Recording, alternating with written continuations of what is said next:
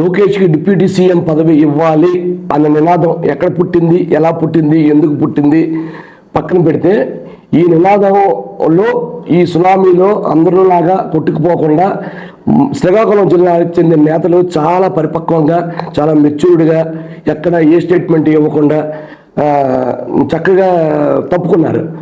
వాస్తవానికి ఇది పార్టీ ఇచ్చిన లీకేజ్ కాదని, కేవలం ఇది ఒక స్పెక్యులేషన్ మాత్రమే అన్న కంటెంట్ని అందరికంటే ముందు పసిగట్టింది ఉత్తరాంధ్ర మంత్రులు, ఎమ్మెల్యేలే. ఎందుకంటే సాధారణంగా ఈ రాజధాని అది హైదరాబాద్ ఉన్నప్పుడు కానివ్వండి, ఇప్పుడు అమరావతి అప్పుడు కానివ్వండి, ఎక్కడైనా ఈ కొద్దిగా దూరంగా ఉన్న, అన్నిటికీ దూరంగా ఉన్న జిల్లా శ్రీకాకుళంలో ముందు ఎటువంటి సమాచారం లేకుండా ఇక్కడ మంత్రులు, ఇక్కడ ఎమ్మెల్యేలు ఇదిగో పులి అంటే అదిగో తోకన్న విధంగా ఇంతవరకు ఉన్న వాళ్ళు ప్రవర్తించిన సందర్భాలు కోకొల్లలు. కానీ ఈసారి లోకేష్కి డిప్యూటీ సీఎం ఇవ్వాలి అన్న నినాదంలో వీరెవరు మాట కలపలేదు.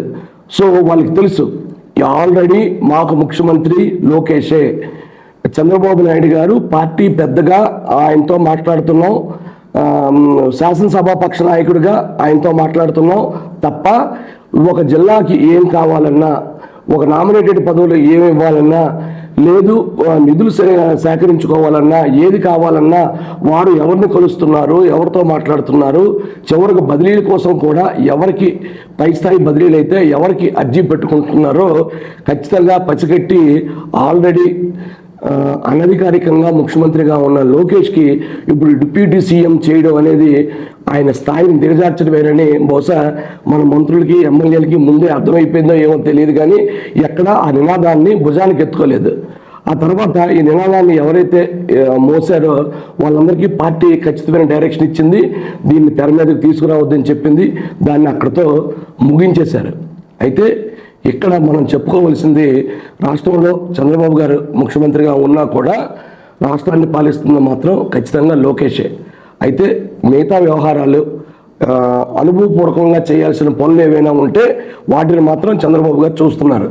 ఇప్పుడు మన కేంద్రంలో బడ్జెట్ ప్రవేశపెట్టినప్పుడు 2 రోజుల ముందు ఎంపీలందరినీ తన నివాసానికి పిలిచి ఆయన బడ్జెట్లో మనం ఏం అడగాలి, ఏం అడగకూడదు, ఇంతవరకు మనకి ఏం వచ్చింది, ఏం రాలేదు అన్న ఒక డిస్కషను, ఒక డిన్నరు, ఇలాంటి కార్యక్రమాలన్నీ ఆయన చేస్తున్నారు.